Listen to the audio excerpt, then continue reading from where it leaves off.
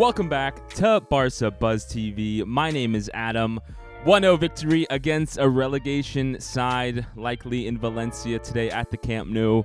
That is one of those games you definitely want to forget. I mean, at the end of the game, it did feel like Kessié tripped up the Valencia player, and they should have gotten a penalty that would have drawn the game. And then there was just that shambolic 10-minute period, right, where Ferran Torres wants to take the penalty. Ansu seems to want to take it from them. They get into a little scuff. Ferran misses the penalty wide. Then, like 2 minutes later, Ferran assists Ansu, who just almost scores, goes off the post, doesn't go in the goal. And then a few minutes later, you have Jules Kounde with just an awful header backwards, right to give a Valencia player a one-on-one against Ter Stegen. Araujo has to take him down, gets that red card, and we go down to 10 men. I think the question on everyone's mind is how many games Araujo is going to be suspended. I saw some people saying it'll be 2 for the red card. Some people saying 1. Now from the best information I've seen, it looks like it'll be a 1-game suspension, which means Araujo will only miss the game against Athletic Club next weekend and won't miss the Clasico, which is our second La Liga game coming up here, which, would be awful because, as we all know, Vinicius is still in Araujo's pocket and has been for over a year now.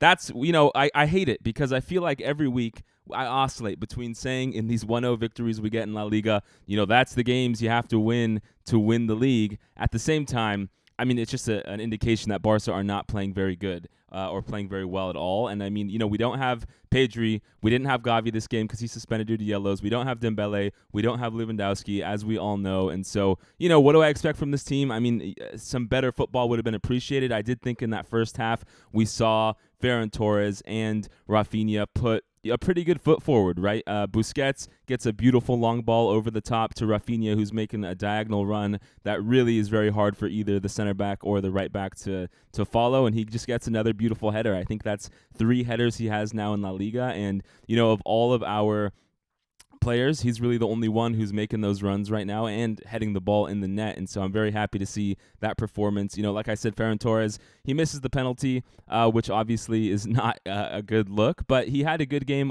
up until that point. He was making good runs. He's occupying that front space as a 9, kind of, trying to work in the half spaces and connect with Raphinha. And we saw a lot better collaboration between them on the right side than I've seen, all season long. And so we're just really riding out this storm here, hoping that we get back, all of our clutch players when we come into the last 2 Clasicos that are going to round out, late March and early April.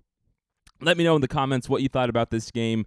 I really do think we escaped here with just, by the skin of our teeth, right? Like that really should have been a penalty at the end of the game, in my opinion.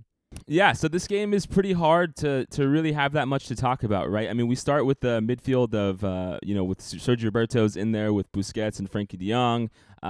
We didn't see very much offensive capabilities from Sergio Roberto in this game, which is, kind of the conundrum I think a lot of Barca fans are in, that we just re-signed him for a contract through 2024. On the one hand, Sergio Roberto is a good, what I come down on the Sergio Roberto renewal really is that he is the only player who's going to take the wages he's on and not have a guaranteed starting spot at all throughout the season and be happy with it, right? And so he does offer us, a quick fix for midfield or that right back spot if, one of the people who are our starters gets injured. But just offensively in that midfield role, he really leaves a lot to be desired. And then, again, I think Ansu Fati continues to struggle. I mean, he had a chance on net, really hoping it would go in. It's so cliche to say by now, but if that was Ansu Fati a year ago, that ball is probably going in the back of the net. I think overall I don't like his attitude.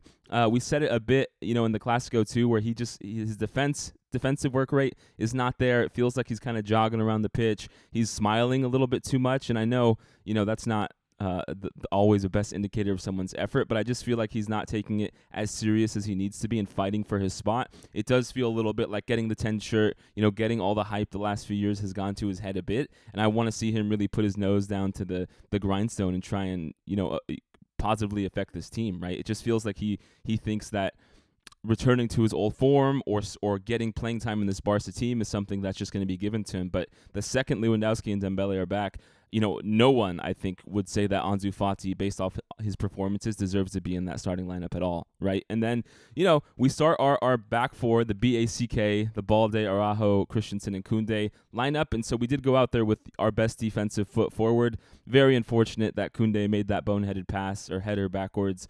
Araujo, I feel like he had to take that foul. You can't really just let the Valencia player go one-on-one with Ter Stegen in a 1-0 game. And, as the scoreline showed, it ended up being worth it, although it was just a shambolic second half after we went down to 10 men. I mean, that's the problem, really, especially with Pedri gone, with Gavi gone, with Frankie de Jong subbed out at halftime. It just feels like no one in that midfield has the ability to, hold the ball, calm the game down, and just try and get us some possession to leak time off the clock. It was really just a continuous onslaught of Valencia trying to score for us and Barca not being able to have possession and create any sort of big advantages. And that's our 9th game we've won by a single goal after the World Cup. So as much as we're continuing to win, we're 10 points clear in La Liga now, pending the Real Madrid game later on today. I mean, something needs to change and players need to step up, right, and try and make these wins more convincing. I just feel like in La Liga, we're just kind of sleepwalking through some of these wins. And, hey, it's working so far, but the main issue we had with Koeman, or at least I did, and from the Barca breakdown, you guys have heard me talk about this a lot, was that we just really weren't seeing improvement over time.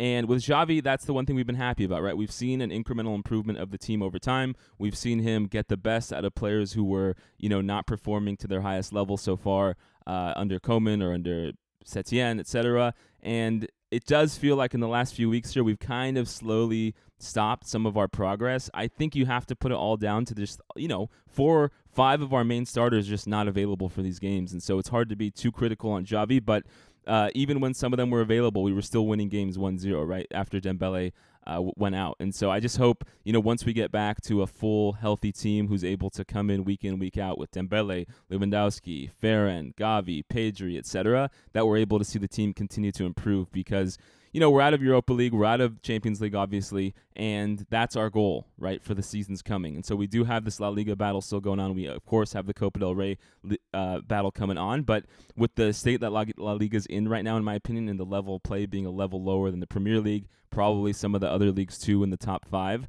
I want to see this team continue to get better because it's not going to be winning the league over Real Madrid is great, but what we really need to see is dominance week in and week out. That's the only way I'm going to feel comfortable when we head into next season in the Champions League group stages, right, is if I see the team really improving and not just eking out these small victories over, lesser teams in La Liga. But not much to say about this game, guys. This is one of those you just take, you get the win, you're happy, and you move on. Let me know how you're feeling. We got Athletic Club coming up and then the Clasico here in 2 weeks, so I'm pretty excited. Thank you all.